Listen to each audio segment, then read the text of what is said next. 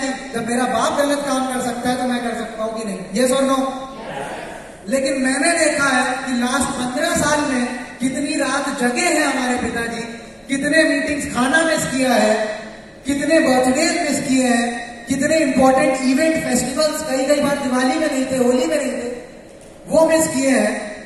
तो मेरे दिमाग में अभी भी कई बार हमारे पिताजी बोलते भी हैं कि now you have everything, whatever you want to spend you can spend like anything. मैंने बोला कि नहीं पापा, अभी भी मैं माइंडफुल रहता हूं कि where I am investing, where I am spending. तो ये सिर्फ इसीलिए हो पाता है क्योंकि हमारी 100% बिग वाइड इनकम। यस और नो? यस। नेक्स्ट बहुत इंपॉर्टेंट चीज कि अब ध्यान आइडियल क्यों है इंडिया के लिए। अब ये समझ में आ गया कि डायरेक्ट सेलिंग क्यों करनी चाहिए? Yes sir. ये समझ में आ गया कि अगर कोई पिता अपने बेटे को नौकरी नहीं करवाना चाहता है, गवर्नमेंट जॉब नहीं करवाना चाहता है, तो उसका क्या बिलीफ सिस्टम होगा ध्यान में? यस और नो? Yes sir. अब हमें यह जानना जरूरी है कि ये टियांस जो है वो इंडिया के लिए आइडियल क्यों है, इंडिया में हम इसे बड़ा कैसे कर सकते हैं। दोस्तों, इंडोनेशिया, मलेशिया, पाकिस्तान, ये छोटी छोटी जो कंट्रीज हैं, इनका टर्नओवर अभी इंडिया से ज्यादा है। लास्ट 2 महीने में एशिया पैसिफिक में इंडिया नंबर 1 था, लेकिन अभी भी वहां पे जो लीडर्स क्लोज कर रहे हैं, सेल्स क्लोज कर रहे हैं, वो एक स्टेट से भी छोटा है। तो अभी इंडिया ऑलरेडी फुल पोटेंशियल पे गया ही नहीं है। जिस दिन इंडिया फुल पोटेंशियल पे चला जाएगा तो 100 करोड़, 150 करोड़, 200 करोड़ हर महीने का बनना होगा। अब ये जानना जरूरी है कि ऐसा पॉसिबल कैसे है। सबसे पहली चीज, large and high density population. लोगों की कोई कमी नहीं है। आप कहीं पे भी चले जाओ, जिम में, बाजार में, अपने अगल बगल पार्क में, कहीं पे भी जाओ, लोग ही लोग हैं। इंडिया वर्ल्ड में 2nd रैंक पे इन पॉपुलेशन, इसलिए लोगों की कमी नहीं होने वाली। और ये धंधा किसका है? ये धंधा किसका है? लोगों का, पीपल। तो ये पहला रीजन है कि हाई डेंसिटी और large population. Health crisis in India. अब हम लोग हेल्थ को प्रमोट करते हैं, हम लोग हेल्थ केयर इंडस्ट्री में काम करते हैं, और इंडिया जो है हब है। इंडिया हब है। कोई भी फैमिली में आप जाओ, कोई ना कोई डिसीज बंदा मिलेगा ही मिलेगा, सब हेल्थ वाला। कंप्लीटली हेल्थी बहुत कम लोग मिलेंगे। यस और no?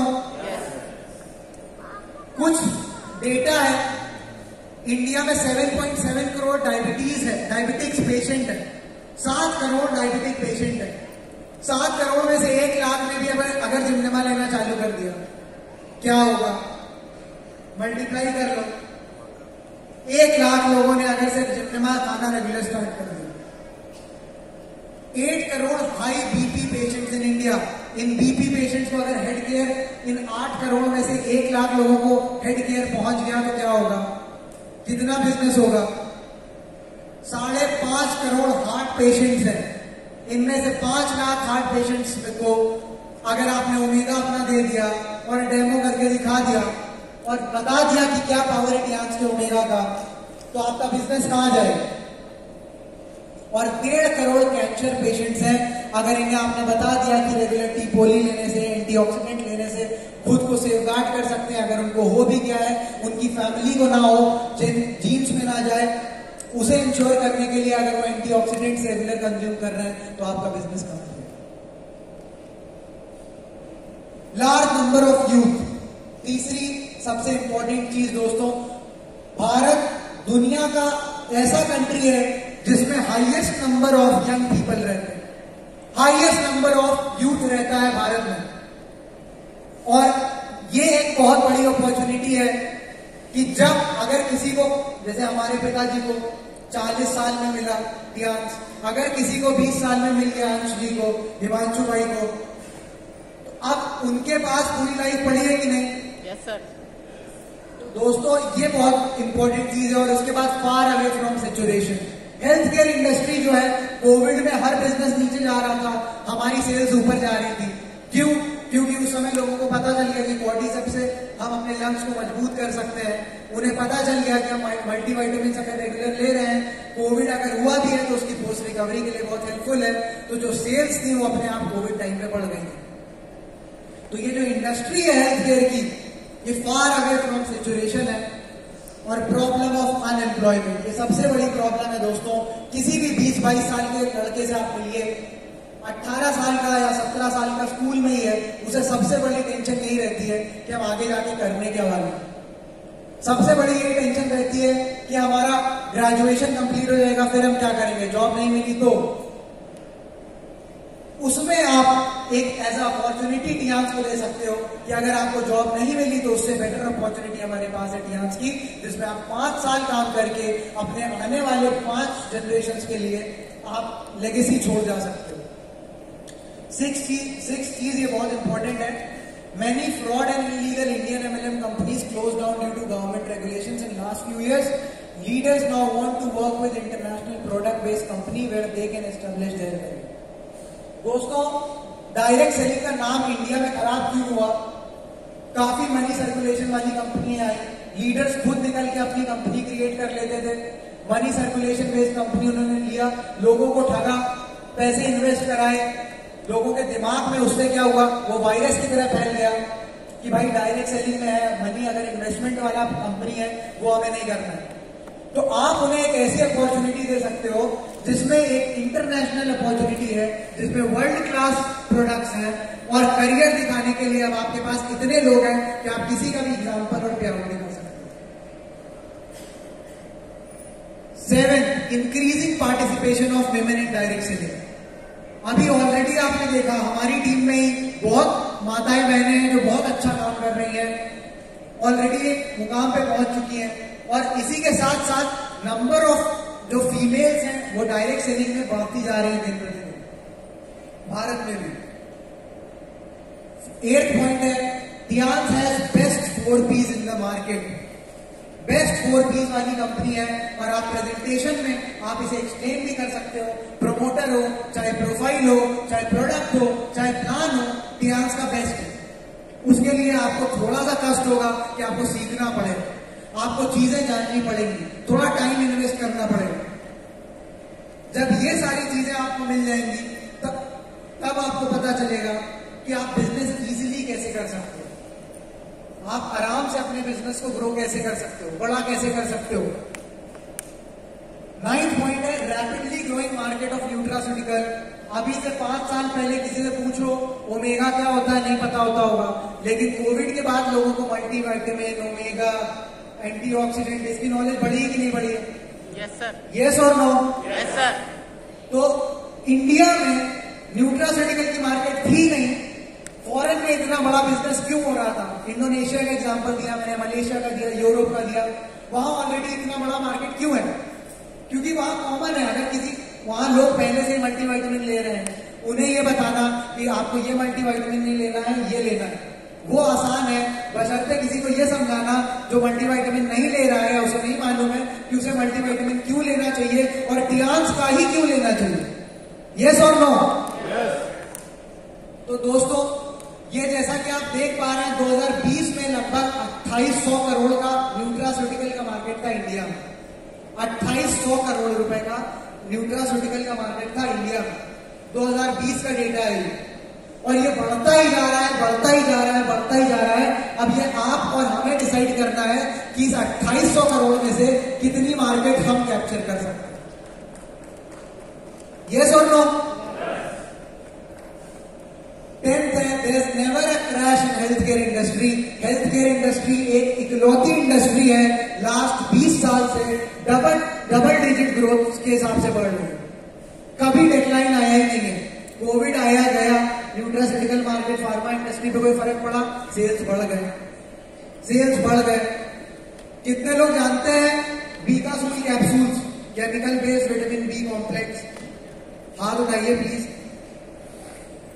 Chemical based vitamin B12 की गोली आती है बीकासूल, वो जो धंधा करती है साल का, वो 550 करोड़ का करती है। कितने का? इंडिया से 550 करोड़ का धंधा साल का बीकासूल का होता है, जो कि chemical based vitamin B complex की गोली होती है। अब आप सोचिए कि जब इतना छोटा प्रोडक्ट इतना बड़ा बिजनेस इंडिया में कर सकता है, तो हमारे पास तो बेस्ट मल्टीविटामिन है, हम उसे 500 करोड़ पे ले जा सकते हैं। यस और नो? यस सर, यस और नो? Yes sir. तो ये पावर है इस हेल्थ केयर इंडस्ट्री की, ये पावर है हमारे इनोवेटिव प्रोडक्ट्स की, ये पावर है टियांस की कि हम इसे किसी भी, अब लिमिट हमें सेट करनी है, लिमिट हमें, हमारा जो पैराडाइम है उसे हमें स्ट्रेच करना है। अगर हमारा 10 लाख का धंधा हो रहा था तो नेक्स्ट मंथ 12 लाख का होना चाहिए। अगर हमारा 5 करोड़ का धंधा हुआ लास्ट महीने का तो नेक्स्ट मंथ मेरे को 6 करोड़ पे ले जाना है। अब उसके लिए अपने को चेंजेस करने पड़ेंगे, खुद में बदलाव करने पड़ेंगे, टीम में बदलाव करने पड़ेंगे, आपको अपना स्किल चेंज करना पड़ेगा, आपको अपनी हैबिट चेंज करनी पड़ेगी, आपको अपना एटीट्यूड चेंज करना पड़ेगा, आपको स्ट्रेटेजीज बनानी पड़ेंगी। लेकिन जब आप ये सब कर लोगे तो आपको रिजल्ट दिखने लगेंगे। जब सिस्टम श्योर सक्सेस नहीं था तब बिजनेस नहीं हो रहा था, क्या हो रहा था, लेकिन तब करोड़ 2 करोड़ में था। सिस्टम श्योर सक्सेस हुआ, एनडीपी चालू हुई, 150 कोर लीडर्स बने, सबने अपनी अपनी कोर टीम्स बनाई, फील्ड में काम होना चालू हुआ।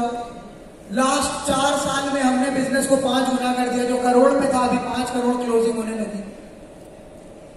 कोई सोच भी नहीं सकता है कि 3-4 साल में वो अपना धंधा 5 गुना कर सकता है, लेकिन अगर आपने सोच लिया तो आप कर जाओगे। भले ही उसके लिए आपको सिस्टम क्यों ना बनाना पड़े, भले ही उसके लिए आपको एनडीपी क्यों ना करनी पड़े, भले ही उसके लिए आपको वो काम क्यों ना करने पड़े जो आप करना नहीं चाहते। यस और नो? ये बहुत इंपॉर्टेंट पॉइंट है दोस्तों। 11वां, if your present year is not better than your past year in your job या बिजनेस, जॉइन टियांस। तो ये हमारे पिताजी का एक मूल मंत्र होता है कि हमारा आने वाला कल जो है वो बीते हुए कल से बेहतर होना चाहिए।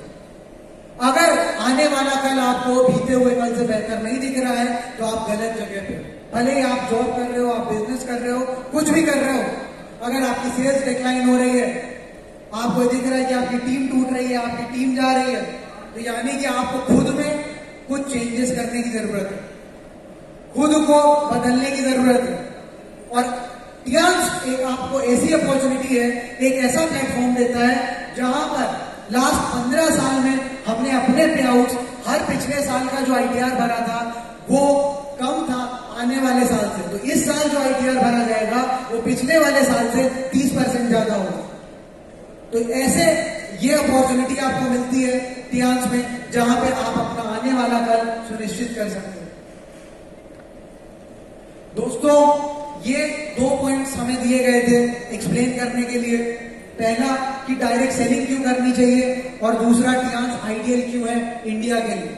मैं उम्मीद करता हूं कि आपने जो 50-55 मिनट हमारे साथ गुजारे, अगर कोई एक भी स्टोरी आपको इंस्पायर कर पाए या चेंज कर पाए खुद को बदलने के लिए, खुद की ड्रीम्स को बड़ा सेट करने के लिए, या खुद में बिलीफ सिस्टम जगाने के लिए, तो मैं समझूंगा मेरा आना और प्रेजेंट करना सफल हो।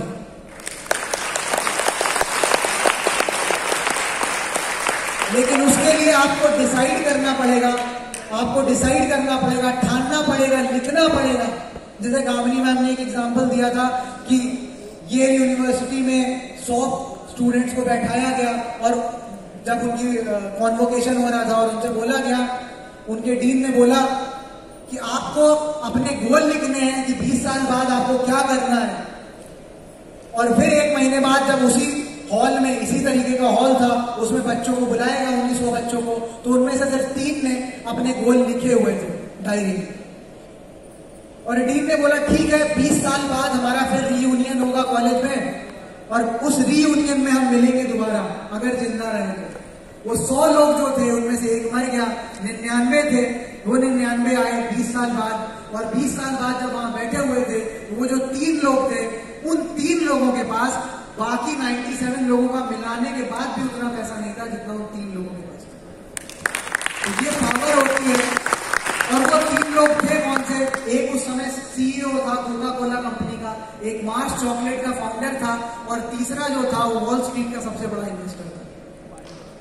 तो ये इसलिए हो पाया क्योंकि उनके दिमाग में जो था उन्होंने पन्नों में उतारा, और उन्होंने जब पन्नों में उतारा तो उन्हें बिलीव हो गया कि हम इसे अचीव कर सकते हैं। क्योंकि जो चीज आप लिखते हो, देखते हो डेली, वो आपको मोटिवेट करता है। वो मोटिवेट करता है कि आपको 2 चीजें होंगी। पहली चीज कि मान लो आपने लिख लिया, अंश भाई ने लिख लिया कि इन्हें दीपिका पादुकोण से शादी करनी है, ठीक है। अब इनका ड्रीम बन गया कि दीपिका पादुकोण से शादी करनी है। ठीक है, बहुत अच्छी बात है, रणवीर से हम लोग बात कर लेंगे, लेकिन इन्होंने लिख लिया, ये इंपॉर्टेंट है। अब इन्होंने लिख लिया, उसके बाद नेक्स्ट काम क्या करना है? इन्हें लिस्ट बनानी है कि क्या क्या प्रॉब्लम्स आएंगी उसमें। ऐसा तो है नहीं कि डायरेक्ट जाके शादी के लिए प्रपोज कर देंगे, दीपिका हाँ बोल देंगे, यस और नो।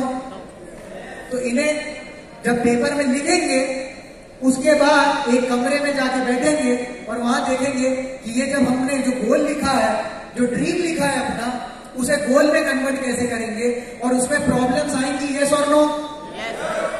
उसके लिए इन्हें खुद को बदलना पड़ेगा, यस और नो। खुद में स्किल्स डेवलप करनी पड़ेंगी कि नहीं, नॉलेज बढ़ानी पड़ेगी कि नहीं, अपनी आदतों को चेंज करना पड़ेगा कि नहीं, एटीट्यूड डेवलप करना पड़ेगा कि नहीं, यस और नो। स्ट्रेटेजी बनानी पड़ेगी कि नहीं। लेकिन जब वो ये सब कर ले जाएंगे तो उसके बाद भले ही रणवीर सिंह को डाइवोर्स देना पड़े, बट वो आके शादी हमसे ही करेंगे।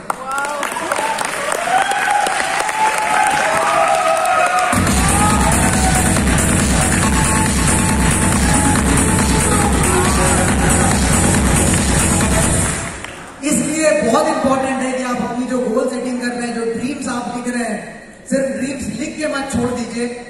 उन एक पन्ने में आप लिखिए, एक कॉपी बनाइए और उसमें अपने ड्रीम्स को लिखिए और मेंशन करिए कि आपको कब कैसे अचीव करना है, क्या क्या प्रॉब्लम्स आ सकती हैं और उसे आप फेस कैसे करेंगे, यस और नो। तो दोस्तों, इसी के साथ मैं अपनी वाणी को विराम देना चाहूंगा। ऑलरेडी 1 घंटा हो गया है। बहुत बहुत धन्यवाद, आपसे मिलकर बहुत अच्छा लगा।